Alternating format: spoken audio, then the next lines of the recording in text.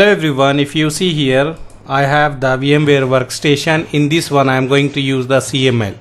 So if you see, I will click this one, new CML. Let me power on this one. This way you can power on the CML, and you can see here this one is starting. After that we will get one IP address here. We are going to type that IP address in the browser.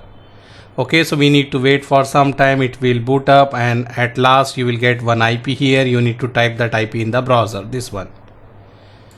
So take any browser, whatever you have, and then type this IP to access this one. I am writing 192.168.17.133. This is the IP for the CML, Cisco Modeling Lab, and you can go here and click here proceed. Username is admin, and the password whatever we said we can give that one. Okay, so I remember I said this one. So I am here inside. Now we can create the new lab, or we can access the lab which we have already here. So if you click, you can see this lab already we have, so we can use this one. Or if you want to create the new one, click here dashboard and click here add a lab, and here you can add. You can see here you have the add a node, and here you can see this is a free tier. I am using free CML. In this one we can use this device. Up to 5 nodes we can run. Already we have another video. In that one already we told that up to 5 nodes we can run. So you can see here these are the nodes. Unmanageable switch and the external connector you can use unlimited. Other than that one you can run up to 5 only. If you have 6, no problem, you need to switch off one and use the another one. Okay, and this is a router, this is a switch, L2 switch, this is a ASA firewall, this is server Linux, these all are Linux. Okay, so example, if I want to take this router, I can take like this, and if you want me to take one more router, we can take like this. And if you want to connect the cable, just first let me change the name of the device. Just select this and go here and change the name of the device. You can write whatever name and click here, and just go here and double click and select here also and give the name whatever you want to give and click here. So name is changed here. Now right click and see here add a link, click like this. Okay, this way you can add a link. Okay, if you want to zoom in, you can zoom in this one, and if you want to power on, right click start, right click start. If you want to take the console of this device, select this console, open this one. If you want to do the same thing, take the console and open the console. This router will boot up. Okay, this is freely available. Up to 5 nodes we can run. So you can try this one. In our YouTube channel we have already the installation video. You can follow that. You can search Cisco Modeling Lab in the YouTube and write the network for you. You will get that detail, and you can watch the video how to install this software. Already we explained there. Okay, so this device is ready. This is a R1 and this is a R2. So what we can do here, if you want to change the name, already how we are doing in the Cisco Packet Tracer and also in the EVENG, same thing we will do here. First we will go in the global configuration mode. After that we will write host name is R1. Okay, and I can assign IP. If you want, we can put the label here. Example, just click here and click here, you can put the label. I can write 192.168.1.1. whatever I want to write, I can write there. Here I selected this place, so I can write 192.168.1.1. okay, /24. So this is the IP I am going to assign to this interface, R1 router interface, that is E0/0. I want to put what IP I am going to assign here. I can write here example, I will write 192.168.1.2/24.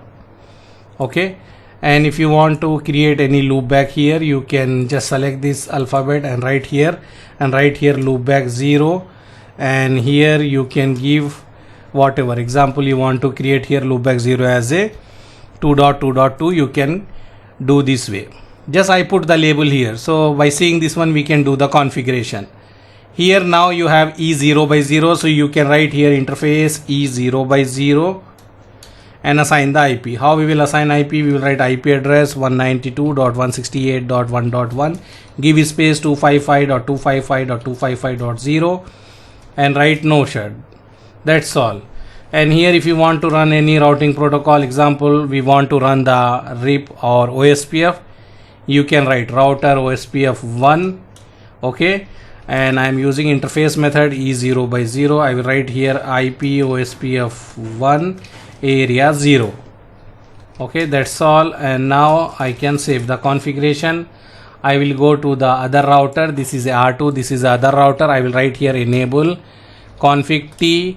Then I will change the name of the router is R2, and I will write interface E0 by 0. I will write here IP address 192.168.1.2, give space 255.255.255.0 and write no shut, and write interface loopback 0, write IP address, we can write here 2.2.2.2, give space 255.0.0.0.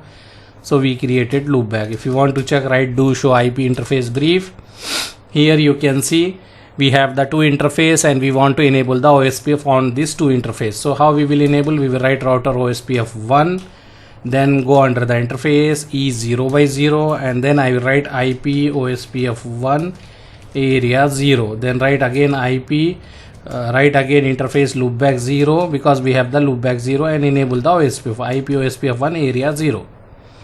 Okay, so I enable the OSPF here. If you want, you can save the configuration and you can go here and you can look here, show, click here and write here show IP root. After some time you will get the root. You are getting the root from O is nothing but OSPF. You can see you are learning this root from the OSPF. Okay, and this is the AD value. OSPF is having the AD value 110, and this is a matrix. Next hop is this one, and from this much time this root is up, this is leaving interface, and if you ping it will work 2.2.2, and see here it is working perfectly. So this is a basic lab about the OSPF. Here what we learn means how to log in the Cisco Modeling Lab, and how to take the router, whatever the device is available in the free one. In the free version, what devices are available, how to use that one, how to connect the cable, and also we learn how to create the loopback, how to assign the IP address to the router, and how to enable the OSPF. And we check ping is working, reachability is there, and if you want to check, you can write show IP root. So you can see here we are getting the root. You can write show IP OSPF neighbor. You can check the neighbor table. So we have the neighbor, this is the neighbor ID. Okay, and the priority is 1, state is full, and neighbor is BDR, and this is a dead timer, and this is the neighbor IP and the interface. And if you want to check, you can write show IP OSPF database to check the database table. So this is the database table. You can see here, this is the router LSA, this is the network LSA. Okay, if you see here, you can see router ID is this one. Okay, router ID, which router? This router R1 router ID is this one, 192.168.1.1, and process ID is 1, and this is a router LSA, that is LSA 1. This is a network LSA, that is a LSA 2. Router LSA is generated by all the router within the same area. Network LSA is generated by only DR. Okay, so you can see here we have the router LSA and the network LSA, that is LSA 1 and LSA 2. If you feel difficulty, write in the comments. Thank you. Bye.